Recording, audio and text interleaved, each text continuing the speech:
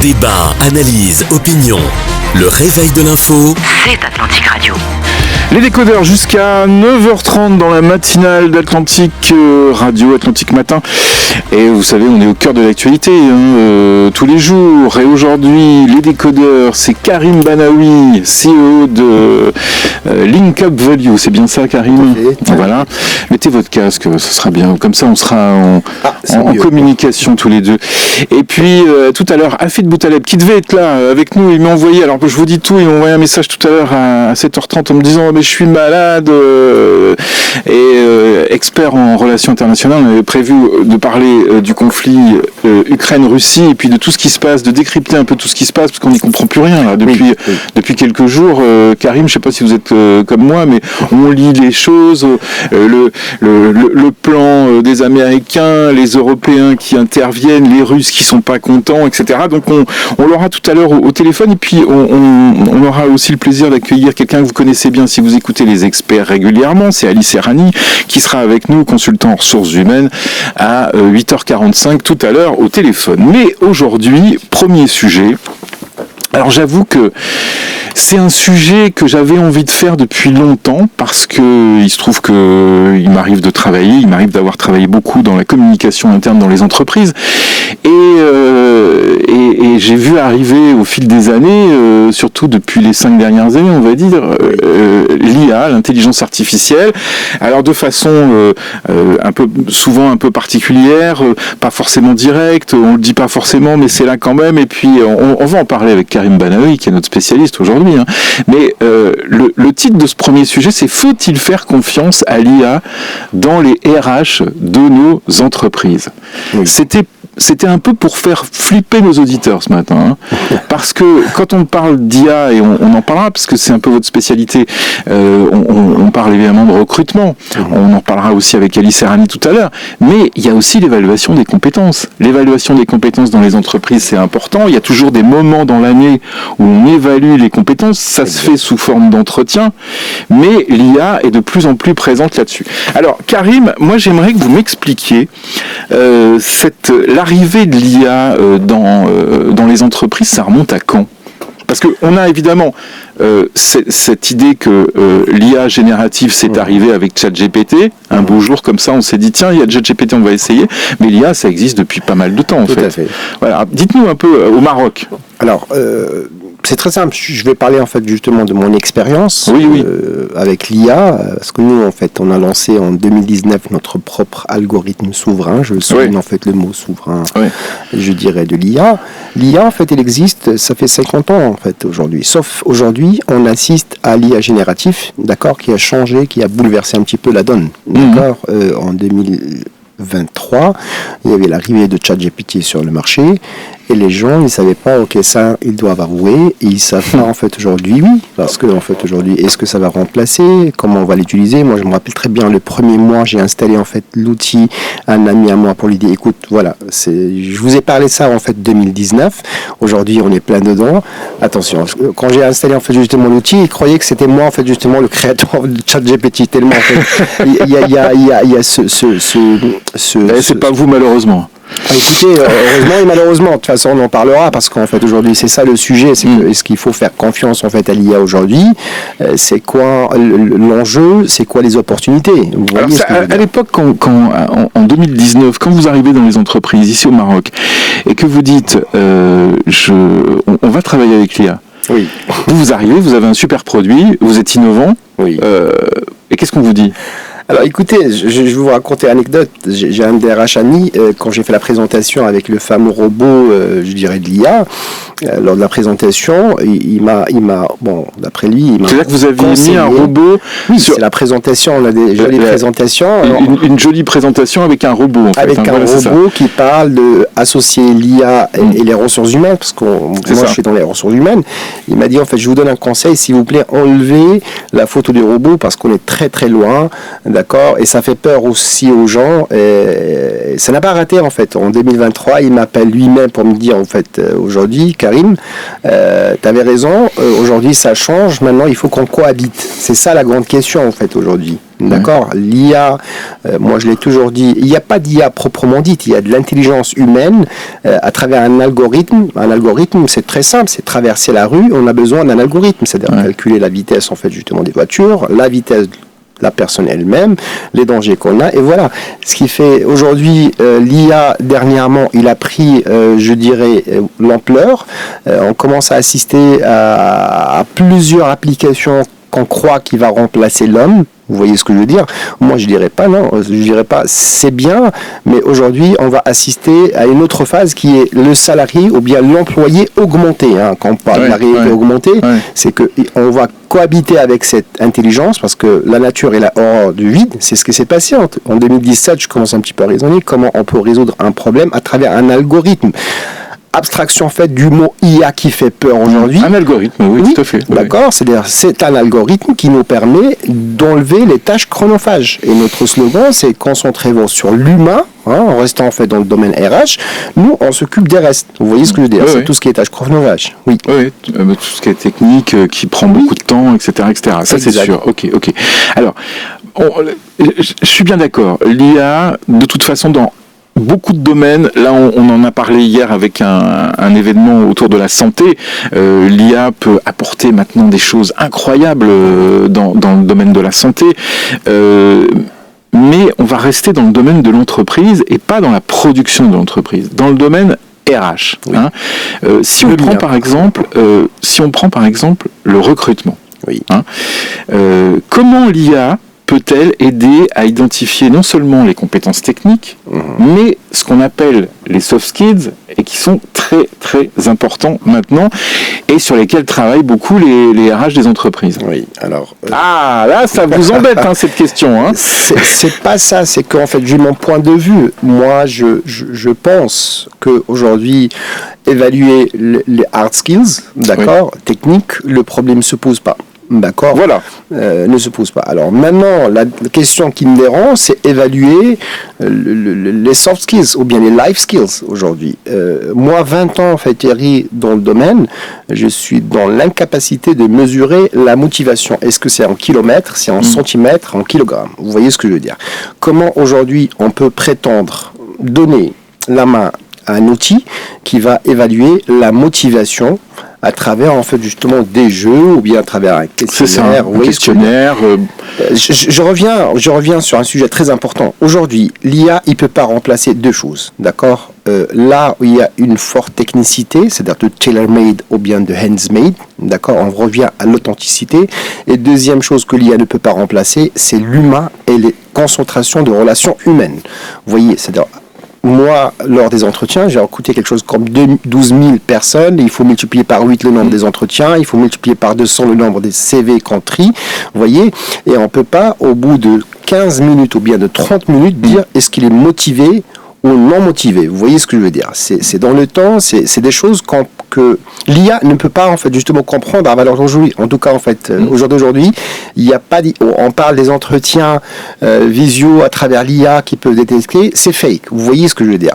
Rien ne remplace les relations humaines. C'est ça le plus important. L'IA, il viendra en fait justement pour un petit peu screener sur le déclaratif des CV des candidats pour dire écoutez, celui-là il a mis en fait telle ou telle technologie sur le déclaratif, c'est de hard skills. Vous voyez ce que je veux dire? Mais aller dire en fait à travers son CV aujourd'hui qu'il est motivé ou qu'il est en fait justement engagé, le mot il est un petit peu fort. En tout cas, en fait, aujourd'hui, je ne connais pas une IA qui peut faire ça. Alors, ce que vous me dites là, l'utilisation de cette IA dans les entreprises, on parle beaucoup en ce moment des PME, par exemple. Est-ce que c'est réservé aux grandes entreprises, aux multinationales, ou est-ce que les PME commencent à utiliser l'IA? Aujourd'hui, on assiste en fait à une vulgarisation en fait de l'outil IA auprès des entreprises. Maintenant, en fait, aujourd'hui, c'est pas la taille, c'est la maturité de l'entreprise. On assiste à des grands groupes aujourd'hui qui utilisent des méthodes archaïques encore, d'accord, à recruter, comme il y en a d'autres qui sont encore plus petits, d'accord, qui utilisent des outils pour gagner du temps. Aujourd'hui, l'enjeu majeur et la devise la plus importante, c'est le facteur temps. On parle d'une notion de timing et non pas du temps, carrément. Voilà. Actuellement, les dirigeants, ils sont comment? Ils sont encore, ils viennent vers vous ou ils vous posent plein de questions et ils vous dites et vous leur répondez évidemment, mais après ils vous dites on va réfléchir, parce que dans une entreprise, il y a des gens, il y a des humains, il y a effectivement des DRH, il y a différents services, etc. Mais il y a aussi des syndicats, il y a aussi toute maintenant il y a des services qui s'occupent du bonheur même du salarié. Happiness Manager. Exactement, ça existe dans plein d'entreprises au Maroc. Donc comment on fait pour quand on est dirigeant, on veut travailler avec l'IA dans le domaine du recrutement, dans le domaine des compétences, etc. Oui. Comment on fait pour annoncer tout ça à toutes ces parties prenantes de l'entreprise? Alors, l'expérience a fait qu'on a deux façons de voir les choses auprès des entreprises. Il y a des entreprises qui sont un petit peu conservatrices, d'accord? Ils veulent garder leur authenticité, je comprends. Il y en a d'autres qui veulent en fait justement être à la page, être en fait justement je vous donne un exemple. Il y a un DRH qui m'appelle en fait, Karim, en fait vous étiez en fait le premier à lancer en fait la bande de recrutement ou en fait votre outil IA de recrutement. Aujourd'hui, est-ce qu'on peut avoir d'autres fonctionnalités IA très sympathiques pour un petit peu gagner du temps et pour en fait qualifier? Je leur disais, écoutez, on ne peut pas ouvrir en fait tout de suite là. D'accord. Pour deux raisons. Premièrement, c'est pour la sécurité des données. C'est facile en fait d'ouvrir un API ChatGPT ou autre pour récupérer de la data. Mais il y a deux types de data. Il y a la data sensible et la data personnelle. Les données personnelles et les données sensibles. Les données personnelles, c'est votre carte CIN, votre passeport, les coordonnées. Mais la data sensible, c'est en fait le dossier médical, par exemple. C'est-à-dire aujourd'hui, quelqu'un qui est atteint d'une maladie. Ces informations, ils vont être traitées par un outil qui va être exposé par la suite. Vous voyez ce que je veux dire? Et un outil dont on ne sait pas du tout où il est, comment... Ce qui fait... Oui. On y revient tout à l'heure, parce qu'on n'a pas fini notre conversation. On se retrouve après les informations de 8h30 avec Karim Droné. Alors on a un sujet très intéressant aujourd'hui dans les décodeurs. Faut-il faire confiance à l'IA dans les RH de nos entreprises? Entre automatisation du recrutement, outils de présélection, évaluation des compétences et même prédiction des performances, les RH se réinventent. Est-ce que c'est vrai que les RH se réinventent vraiment? Karim Banaoui, vous c'est votre secteur. Hein. Je confirme, effectivement. Il n'y a pas que les RH qui se réinventent, il y a d'autres métiers aussi. D'accord. C'est aujourd'hui, les métiers vont être revisités. Je prends l'exemple de la secrétaire. Moi, je suis un petit peu vieux. Je parle de la secrétaire. Mais non, vous n'êtes pas vieux. Bon, ça va, je me colore, messieurs. et je disais en fait que la secrétaire qui utilisait le sténo il y a 40 ans, Thierry, d'accord, aujourd'hui, elle utilise en fait aujourd'hui ChatGPT pour être plus performante. Moi, tout à l'heure, j'ai parlé du salarié augmenté. D'accord. Comment il peut utiliser des agents IA, comment il peut utiliser en fait les outils actuels pour qu'ils puissent être performants. C'est ça. Ce qui fait tous les métiers et sont amenés à être revisités et revus leurs pratiques. C'est-à-dire aujourd'hui, il ne va pas virer des postes, mais il va virer des gens qui ont du mal à cohabiter avec l'IA. Alors on va accueillir au téléphone maintenant quelqu'un qui ne se teint pas les cheveux, c'est Ali Serrani, parce que tout simplement il n'a pas trouvé la bonne couleur. Bonjour Ali. Bonjour M. Plante, bonjour M. Karim. Bonjour Ali, ça va? Alors, merci beaucoup. Bon, on rit un peu quand même, hein, attention. Je suis donc Ali Serrani, consultant en ressources humaines. Si vous écoutez régulièrement les experts, vous le connaissez évidemment, puisqu'il est le vétéran en fait des experts actuels. Question à tous les deux. Est-ce que l'utilisation de l'IA dans le recrutement, dans l'analyse des compétences des salariés, est-ce qu'on ne va pas créer des fractures dans les entreprises? Est-ce qu'on ne va pas créer des profils qui sont IAisés ou etc. Et puis d'autres profils qui sont non IA? Est-ce que Ali Serrani? Non, je ne pense pas.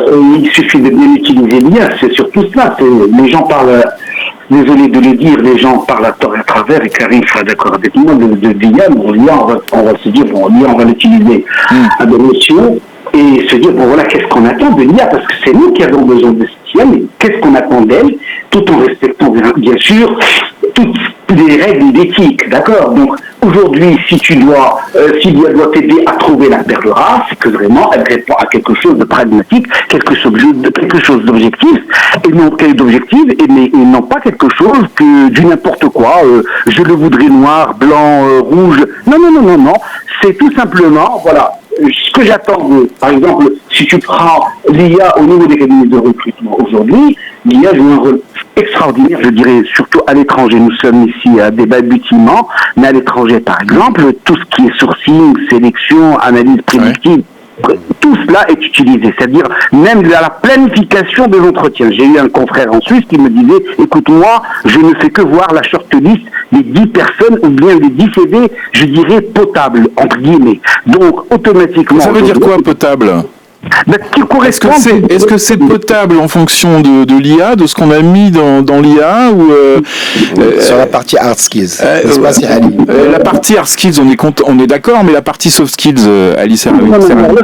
Alors, soft skills, il faut qu'on se mette d'accord. Soft skills, moi, je pourrais te dire, je suis extrémiste à ce niveau-là. Non, au niveau des soft skills, je ne peux jouer un rôle important à ce niveau-là. Les soft skills, c'est quelque chose, il y a ce qu'on appelle l'empathie, il y a beaucoup de choses, il y a cette touche humaine dont parlait tout à l'heure mon cher Karim, je vous ai écouté avec c'est bien. Très bien, et il y a cette touche humaine qui est très importante. Je vous dis pourquoi. Je vous donne un exemple qu'on a vécu. Après Covid, tous les entretiens se faisaient en distanciel, n'est-ce pas? Oui. En distanciel, et on avait une caméra, on voyait la personne qui était en face de nous, on discutait pendant 1 heure, 2 heures, c'était sympathique, tous, nickel. Bon, on se disait, c'est impeccable. Et on discutait, on posait des questions, on voyait le visage de la personne, comment elle réagissait. Mais à un moment donné, quand on s'est dit, bon voilà, entretien final, en face-to-face, c'est-à-dire physiquement, entre guillemets, au cabinet, je vous assure, 4 cas sur 10, on était, je dirais, très surpris des personnes qu'on avait en face de nous. On se disait, est-ce que c'était vraiment les personnes qui étaient en face de nous lorsqu'on avait passé ces entretiens en remote? Donc, côté soft skills, les soft skills, c'est une discussion, c'est une, comment te dire, un entretien très poussé, voir un peu comment la personne réagit, etc. Par contre, hard skills, je suis d'accord avec mon cher Karim, sur beaucoup de points, l'IA peut jouer un rôle très important parce qu'il y a des problèmes qui peuvent être posés, il y a beaucoup de choses qui peuvent être posées en amont, mais généralement, les entreprises, alors moi je te parle des cas qui se font en Europe, parce que l'Europe, je dis, on est au balbutiement, quand tu parles aux gens d'IA, les gens aiment bien te dire, oui, l'intelligence artificielle, ils te disent en langue arabe, et tout le monde parle ça, on le met dans toutes les sauces. Mais attention, c'en est qu'un ces balbutiements, mais en Europe, je te dis, Europe, oui, alors je t'écoute.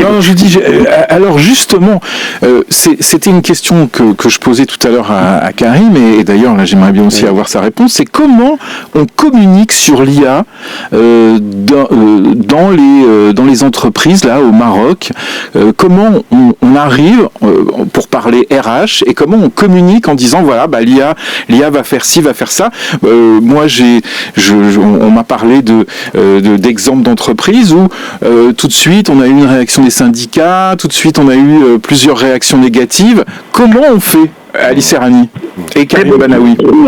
Question. Je ne sais pas, tu voudrais parler Karim, après je réponds? Oui, exactement. C'est aujourd'hui comment la perception de l'IA du patron et du salarié aussi. Ouais. C'est ça en fait. Oui, c'est ça. Alors, c'est ça. Écoutez en fait. Parce que le patron, il peut avoir son avis. On voit bien pourquoi l'IA est intéressante. Oui, c'est question de chiffre d'affaires, c'est minimiser en fait la masse salariale, c'est automatiser l'IA en fait. Mais le salarié. Alors le salarié en fait aujourd'hui, il a peur. C'est-à-dire aujourd'hui, il ne sait pas auquel sauce il doit être mangé. Ça c'est clair. Maintenant en fait, on assiste à des patrons qui sont très ambitieux. Ils veulent en fait justement aller vers des outils IA et penser même en fait justement à remplacer la touche humaine. Vous voyez ce que je veux dire? Alors ces salariés-là, c'est de la résistance. Vous voyez ce que je veux dire? C'est que je prends en fait au début de notre outil IA, c'est qu'on avait en fait du mal parfois à expliquer à un chargé de recrutement par exemple ou à un responsable de recrutement que ça viendra en fait justement le soulager de son quotidien pour gagner du temps. Ce qui fait il y a une certaine résistance et je vous donne un exemple très concret. Aujourd'hui, entre un entretien physique avec un recruteur ou bien avec un entretien avec l'IA, le candidat il préfère de loin voir la personne. D'accord, n'est-ce pas, c'est Ali, vous voyez ce que je veux dire? Aujourd'hui, les salariés, ils sont un petit peu, comment dirais-je, réticents à l'adoption de l'IA parce qu'ils disent en fait ça va remplacer mon quotidien, mon day-to-day et il y a aussi en fait les partenaires sociaux aujourd'hui. Ça va me juger aussi. Ça va me juger et ça c'est très important et c'est grave aussi. Si Ali tout à l'heure il a parlé d'un point très important, c'est l'éthique. Vous voyez? Alors aujourd'hui, on utilise l'IA à tort et à travers. Il n'y a pas cette notion d'éthique. Oui, effectivement, c'est le début. On est en train de trouver des lois. Là, je vous ai parlé des données personnelles et des données, je dirais, sensibles. Et les entreprises, les patrons eux-mêmes, ils sont même pas conscients de dangers qui courent. En fait, aujourd'hui, nous, en fait, avec Marseille, on est installé en fait justement à Marseille, et on a affaire à la RGPD. Et la RGPD, en fait, aujourd'hui, ça rigole pas. C'est 5% de ton chiffre d'affaires mondial. Vous voyez, en cas de mais il y a de plus en plus d'entreprises, notamment des grandes entreprises, qui sont obligées d'adopter ces règles du RGPD. Oui. Donc, je reviens à ma question. Comment on fait pour communiquer sur l'IA à l'intérieur des entreprises pour éviter tous les fantasmes et pour être juste? Ali Serrani. D'abord, merci beaucoup. Quand tu as posé ta question, tu as parlé de cette résistance au changement. C'est la même chose qu'on avait vécu qu'il y a 30 ans avec l'outil informatique. Je me rappelle, j'étais dans une entreprise salariée. C'est vrai. Mais était réticent, ne voulait pas du computer. Il me disait, il va me prendre ma place. Du militaire, oui. Il y a eu beaucoup de résistance. Pas plus qu'il y a 10 années. On parlait de digitalisation. Beaucoup de banquiers commençaient à dire les agences sont fermées. C'est ce qui se passe en Europe actuellement. Et les gens, il y a une résistance au changement. Permets-moi, mon cher Franck et mon cher Karim, d'être franc. Que ceux qui nous écoutent, celles qui nous écoutent, écoutez, aujourd'hui, c'est marche ou crève. C'est fini, ça. Hein. Ouais. Le changement, là, il y en a marre. Aujourd'hui, soit l'entreprise, elle va marcher ou elle va crever. En matière de communication, je suis d'accord avec toi, mon cher Franck. Il y a ce que vient de dire mon cher Karim, et il a raison, c'est de communiquer. Bon, voilà. Quel est l'apport de cette IA? L'apport du lien ne peut être que très positif, mais pire que cela. C'est-à-dire que lorsque vous l'expliquez aux délégués du personnel, à votre personnel, il y a l'art et la manière, pas comme moi, il ne faut pas hurler, hein, attention, hein. Il faut savoir avec les gens, il faut savoir leur dire les choses bien comme il faut. Mais on n'y peut rien. C'est comme ça ou rien du tout, parce que ce qui se passe, l'entreprise, avec ses accords de libre-échange, avec tout ce qui se passe actuellement au niveau du commerce mondial, si on veut parler des entreprises qui veulent se développer, etc., on se doit de prendre en main. Écoutez, on doit prendre en main cette histoire d'IA. Et je vais clore mon intervention, cette intervention-là pour cette question. Vous savez, il y a Winston Churchill disait une chose extraordinaire. Je n'oublierai pas. C'était un grand homme de guerre. Pour certains, c'était un bon, d'autres, il était mauvais. Mais regardez ce qu'il avait dit, cette citation. Il a dit, le changement, soit vous le prenez par la main, soit il vous prendra par le cou, par la gorge. Donc vous choisissez. Bon, moi je préfère le prendre par la main, parce que le prendre par la main, je pourrais également faire le maximum pour pouvoir adopter ce changement, et que ce changement est bénéfique. Mais je ne cesserai de le répéter que pour les auditrices et les auditeurs, que ce soit des employés, que ce soit des employeurs, on n'a pas le choix. On n'a pas le choix. Aujourd'hui, c'est soit... Non, c'est vrai. Mais on n'a pas de choix. Et puis, je dois dire que de plus en plus, on utilise l'IA pour beaucoup de choses, beaucoup de tâches, etc., les tâches du quotidien. Et je dirais presque naturellement. L'IA s'est installée comme ça naturellement. Je voudrais revenir à la transformation du poste RH dans les entreprises. Quelles sont justement les compétences que les professionnels RH doivent développer pour accompagner cette transformation actuellement?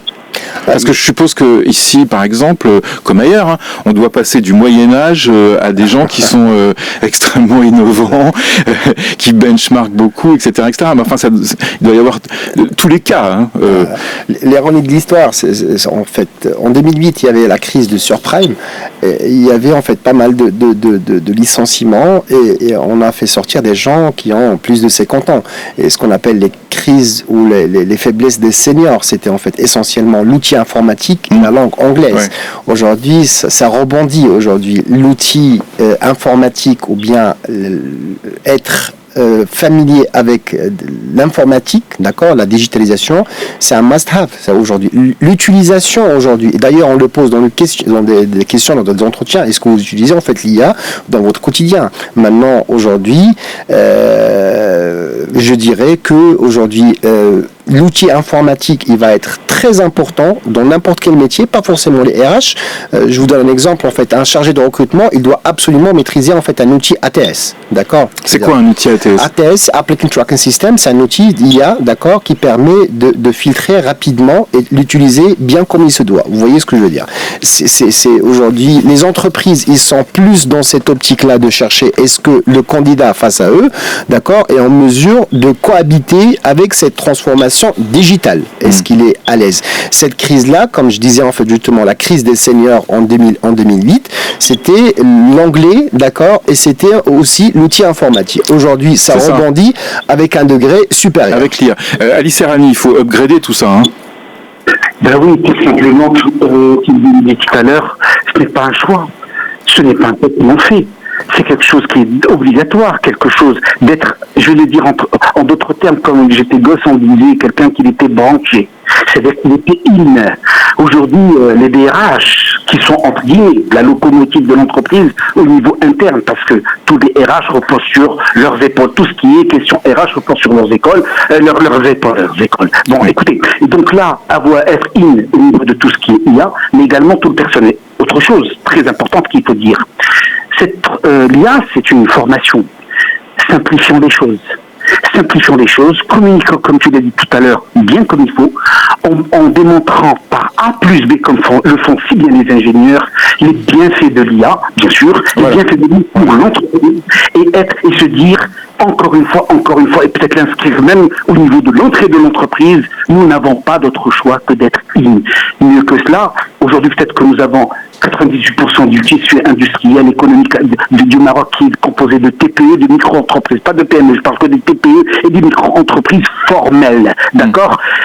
Aujourd'hui, on doit se dire, faisons comme les Turcs, faisons comme les Sud-Coréens, faisons comme ces pays-là, ou prenons d'autres pays qui, je dirais pas semblables à nous, parce qu'il faut pas copier sur des gens qui sont pas meilleurs que vous, il faut qu'ils soient meilleurs que vous, et se dire, bon voilà, faisons comme eux, exploitons ce potentiel IA et pour pouvoir permettre au pays d'exporter, d'avoir beaucoup d'entreprises qui puissent exporter et se dire que Ali, juste, j'ai bien compris. On va vous reprendre 2-3 minutes tout à l'heure pour continuer cette conversation parce que j'ai encore des questions à vous poser. J'avais juste une question à vous poser là rapidement parce que ça a été un mauvais souvenir pour moi. Est-ce que le test papy existe toujours ou est-ce qu'il a été remplacé par vous l'utilisez toujours?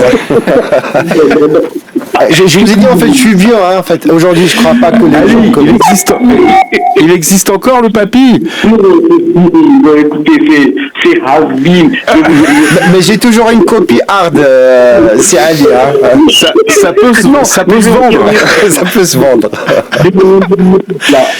On a eu un cas très particulier d'un recruteur extraordinaire. Oui. Quand il voulait faire passer des tests de je ne sais quoi, laissons de côté psychosociaux, tout ce que vous voulez. Il disait, bon voilà, j'ai pas besoin de la personne, j'ai besoin de discuter avec elle. Il partait déjeuner avec elle, il y a une personne. Et puis après, pour reprendre le très beau terme de mon cher Karim, les hard skills, il venait, il les emmenait à l'usine et il discutait avec eux. A plus B, comment ça se passe, etc., etc.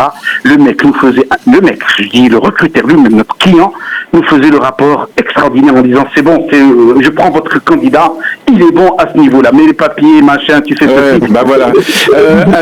On se retrouve juste après les infos de Mourad Baba. Les décodeurs du jour, on est avec Karim Banaoui, le patron de Link Up Value, et Ali Serrani, consultant en ressources humaines, qui est avec nous au téléphone. Tout à l'heure, on sera au téléphone aussi avec Hafid Boutaleb, qui est souffrant, malade aujourd'hui, mais qui sera quand même avec nous pour parler d'Ukraine-Russie, de tout ce qui se passe autour des négociations de paix, qui pilote vraiment les négociations de paix, on le saura tout à l'heure. Et puis, premier sujet dont on parle depuis le début des décodeurs, faut-il vraiment faire confiance à l'IA dans les RH de nos entreprises? C'est un sujet important. Karim Banaoui, l'arrivée de l'IA, c'est bien parce que ça va permettre à des startups de se développer dans ce secteur-là. Oui, c'est le cas pour nous. Hein. Bah oui, c'est le cas pour vous. On a créé de l'emploi grâce à des outils justement d'IA. Ce qui est génial, c'est que vous avez créé de l'emploi vous pour traiter des choses et amener l'IA dans les entreprises, alors que peut-être la démarche de l'entreprise, c'était aussi de limiter les emplois ou d'employer mieux ou de choses comme ça. On peut le dire franchement. Oui, écoutez, en fait, aujourd'hui, il y a des entreprises qui veulent créer de la valeur. Moi, je le dis, en fait, Pascal disait, en fait, le propre de l'homme est de penser. Aujourd'hui, l'authenticité, c'est aujourd'hui comment, Ali, tout à l'heure, il a bien cité, comment on peut utiliser, il va remplacer quoi, qu'est-ce qu'on va faire avec, au service de l'humanité, au service de l'humain. Ouais. Vous voyez, utiliser, en fait, l'IA pour faire, en fait, de saving, de limiter, en fait, la masse salariale, à un certain moment, on va tous crever. Vous voyez ce que je veux dire? Alors, il est là, Monsieur Serrani, il est toujours là. Voilà, il est là, il est revenu. Oui, ça faisait longtemps qu'on n'avait pas fait de radio ensemble. Alors, j'aimerais qu'on parle de l'évaluation des compétences. Parce que l'évaluation des compétences, c'est quelque chose qui... Ali, vous faites de la radio depuis à peu près 25 ans. Et attention, si vous avez un poste de radio allumé ou quelque chose comme ça, ou dans votre voiture... Non, je tiens à m'excuser, j'avais le haut-parleur. J'avais pas de radio. Non, j'avais le haut-parleur, je tiens à m'excuser auprès des auditrices et des auditeurs et vous-même et mon cher Karim. Voilà. Donc, et la régie, bien sûr, la régie. Oui, c'est tout. Voilà, il va s'excuser auprès du patron de l'Atlantique bientôt. Bon, alors, donc, ces évaluations des compétences, parce que là, quand on est, par exemple, quand on traite un CV, par exemple, pour un recrutement, bon, la personne qui se présente à l'entreprise pour être recrutée, qui va candidater, ou alors qui va répondre à une offre d'emploi, bon, elle connaît pas, elle sait pas ce qui se passe dans l'entreprise, mais là, il s'agit quand même des salariés de l'entreprise. L'évaluation des compétences, c'est quelque chose qui est devenu, alors selon évidemment l'importance et la grosseur de la boîte, mais je pense aux grandes entreprises, c'est quelque chose qui est un passage obligé, qui s'est organisé au fil des années, même dans les grosses boîtes. Est-ce que c'est... D'abord, vous, votre expérience, est-ce qu'on utilise l'IA pour l'évaluation des compétences annuelles actuellement ? Non. En Europe, rares sont les entreprises qui l'utilisent aujourd'hui. Rare. Très rare. La seule chose qu'il y a aujourd'hui, c'est que tu as ce qu'on peut appeler des QCM. Tu es en face de ton micro et tu fais le nécessaire. Tu réponds à des questions qui sont, je dirais, techniques. L'évaluation, elle est là, mais puis après, tu dois passer à la trappe, entre guillemets, c'est-à-dire avoir devant toi un spécialiste, un technicien ou je ne sais quoi d'autre, que ça soit au niveau de l'industrie, que ce soit au niveau de la finance, qui discute avec toi avec des points bien précis, et c'est là où tu réponds. Ça nous est déjà arrivé avec, tiens-toi bien, un fiscaliste. Le fiscaliste, il a répondu très très bien à toutes les questions. Il était devant un technicien, je dis un expert, qui lui posait des problèmes, mais pas croyables. Et là, il m'a dit non, il fait pas l'affaire, et il avait raison. Donc c'est pour te dire un petit peu, même si au niveau des QCM, je dirais QCM, c'est pour utiliser un langage que l'on connaît tous. Voilà, si vous avez ce problème, voilà ce que vous allez faire, voilà ce que vous allez faire là. On sait ce mais que c'est. Par contre, là, on devait recruter un expert en fiscalité, parce qu'il devait travailler sur 24 pays étrangers, quelqu'un qui vient d'Europe. Encore une fois, c'est le recrutement. C'est le recrutement. Oui, Karim, sur l'évaluation des compétences. Alors déjà, en fait, sur l'évaluation des compétences... Dans le micro, voilà, c'est bon. Déjà, il y a un enjeu. Je parle des entretiens annuels d'appréciation. Moi, ça fait 20 ans que je fais ça. Et il y a un enjeu de l'augmentation des primes. Vous voyez, aujourd'hui, on va, je dirais, donner la tâche à un outil d'accord, IA, qui fera l'évaluation, parfois biaisée ou pas, et qui va impacter une augmentation ou bien un positionnement. Vous voyez ce que je veux dire? Oui. Et là, en fait, je parle sous le contrôle de Ali. Parfois, dans l'entreprise, on a 2 personnes qui sont dédiées en fait pour un poste, pour une promotion à la fin d'année, et on doit faire une évaluation. Et cette évaluation, elle n'est pas sur que les hard skills, d'accord, elle est sur les soft skills, management des équipes. Tu peux avoir un très bon technicien, d'accord, côté code, côté technicité, mais côté savoir-être, côté compétences managérielles, peut-être bien que il est à côté de la plaque, ou bien l'autre, il impose confiance. Et là, en fait, l'IA, il ne peut pas. Moi, hier, j'ai assisté à 2 profils, je dirais, dans une entreprise, et qui sont en fait des collègues. Il y a une promotion, et aujourd'hui, je vois clairement, c'est pas l'IA qui va le détecter, quelqu'un qui t'inspire confiance, quelqu'un, c'est pas de poser. Vous voyez ce que je veux dire? Et l'IA, je crois, à aujourd'hui, on n'a pas un outil fiable pour faire ça. Parce que l'impact derrière, c'est une augmentation, c'est l'embauche, c'est une promotion. Et ça, en fait, ce sont des experts. Je crois que c'est Ali, en fait, il a fait pas mal d'assessments dans ce sens-là pour valider des postes de direction, de top management. Et on ne peut pas, en fait, justement, donner à l'IA de faire ça. L'évaluation de compétences, hein, j'ai lu des trucs aux États-Unis, Royaume-Uni, France, ça commence. Hein. Oui, mais je peux t'impressionner. Aujourd'hui, il y a même en fait des IA qui sont capables de détecter les grimaces et les 35 muscles de visage. Oui, c'est ça. En fait, c'est exactement ça, ouais, tout à fait. C'est dangereux. Alors, ce que je veux dire. Justement, dernière question pour vous deux. Après, on passera sur la thématique Ukraine-Russie avec Hafid Boutaleb. On l'a dit, et puis on parlait hors antenne. Hier, on a traité un autre sujet sur l'IA et sur la souveraineté marocaine en termes de data. On a un problème quand même, c'est que on se greffe sur une réalité qui n'est pas du tout locale, nationale, mais qui est mondiale. On l'a vu dernièrement avec ce qui s'est passé avec Cloudflare. Oui. On a eu une panne générale sur toutes les plateformes qui utilisent l'IA, y compris ChatGPT, etc., etc. Donc, et puis on a un problème de biais. C'est-à-dire que ces datas qu'on envoie, nous, au Maroc, on les envoie sur des data centers et des plateformes qui sont des plateformes américaines ou chinoises ou n'importe où. Et donc, on a forcément des problèmes de biais. On a forcément des réactions ethniques. On a forcément des réactions qui ne sont pas les mêmes sur les hommes, les femmes. Je n'irai pas plus loin, mais comment on fait pour régler ça au sein de l'entreprise? Est-ce que justement l'IA qu'on utilise, elle ne doit pas être un peu plus travaillée en amont, ce que vous avez fait vous par exemple, c'est-à-dire même maintenant on peut, et je le dis, on peut créer sa propre IA en passant par une grosse plateforme comme Claude par exemple, si on a envie que cette plateforme soit un peu plus française, un peu plus européenne, si on a envie d'être plus aux États-Unis, on va sur ChatGPT, mais on peut créer quelque chose avec ses propres données.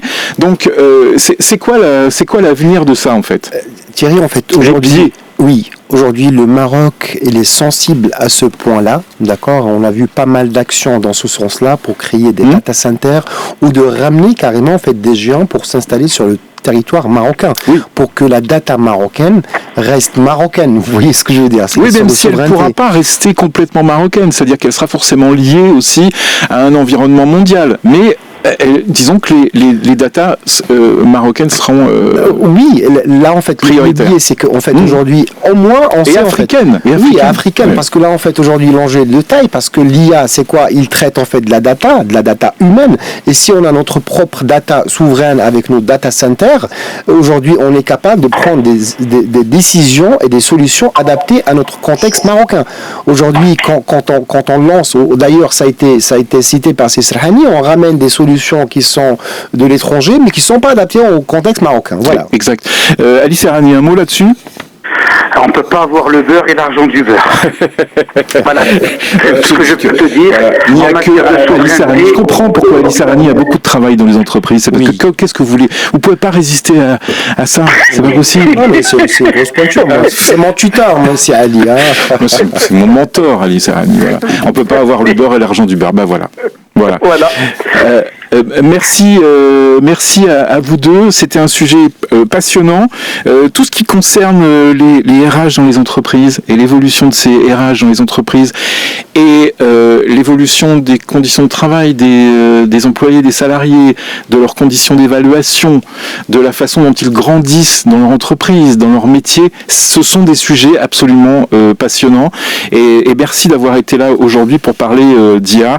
Ali Serrani, consultant en ressources humaines, à très bientôt dans les experts. Et puis et Karim Banaoui, CEO de Link Up Value. Merci beaucoup. Vous restez, Karim, parce qu'on va parler d'Ukraine-Russie. Est-ce que Hafid Boutaleb est là? Oui, c'est bon. Bon, alors, petite musique là pour les débats express, on y va? Oui? Non? 9h18. C'était l'indicatif des débats express que je voulais, mais c'est pas grave. 9h19, Hafid Boutaleb, bonjour. Pas encore là. Il n'est pas encore là. Ah bah alors, voilà, qu'est-ce qui se passe? Qu'est-ce qui se passe? On l'a perdu. Qu'est-ce qui se passe? On l'a perdu. Hafid Boutaleb pour parler d'Ukraine-Russie. Du coup, qu'est-ce qu'on fait? Est-ce qu'on parle de l'Ukraine et la Russie? C'est un sujet que vous suivez un petit peu, Karim, ça? Un peu. Ouais. Je suis spécialiste dans les RH, mais ça va. De toute façon, on essaie un petit peu de... Vous n'êtes pas, comment dire, installé en Ukraine. Oui. Heureusement, de toute façon. Bon bah écoutez, non, on n'arrive pas à le joindre Hafid Boutaleb. Donc qu'est-ce qu'on fait? On devait parler d'Ukraine et de Russie et du plan de paix, parce qu'évidemment ça bouge beaucoup depuis 3-4 jours, avec ces 28 points qui sont devenus 19, avec Trump qui est très confiant, avec les Européens qui sont arrivés. On a l'impression que tout ça est imminent. On a l'impression que tout ça avance bien pour une fois. Il y a différentes options. On devait en parler aujourd'hui. Écoutez, je pense qu'on en parlera une autre fois. Il est 9h20. Je vous propose d'écouter un peu de musique et de terminer tranquillement les décodeurs. Les débats express. Et à 9h22, on l'avait perdu. Hafid Boutaleb, bonjour. Oui, bonjour Franck. Comment ça va? Alors, Hafid, il est désolé parce qu'il devait être là pour parler aussi d'IA ce matin, et puis il est souffrant, il est malade, et il a accepté d'être au téléphone pour parler d'Ukraine-Russie. Vraiment, c'est super sympa. On te remercie beaucoup. Hein. Avec Karim Banaoui qui est encore là, on te remercie énormément d'être. Salutations à votre invité. Alors, Ukraine-Russie. J'étais en train de dire que depuis quelques jours, j'ai l'impression qu'on s'y perd un peu, mais on sent que ça bouge. Je pense que ça n'avait pas autant bougé depuis longtemps. Alors, ma première question d'ailleurs, c'est celle-ci, Hafid. Pourquoi on a l'impression que ça bouge depuis quelques jours?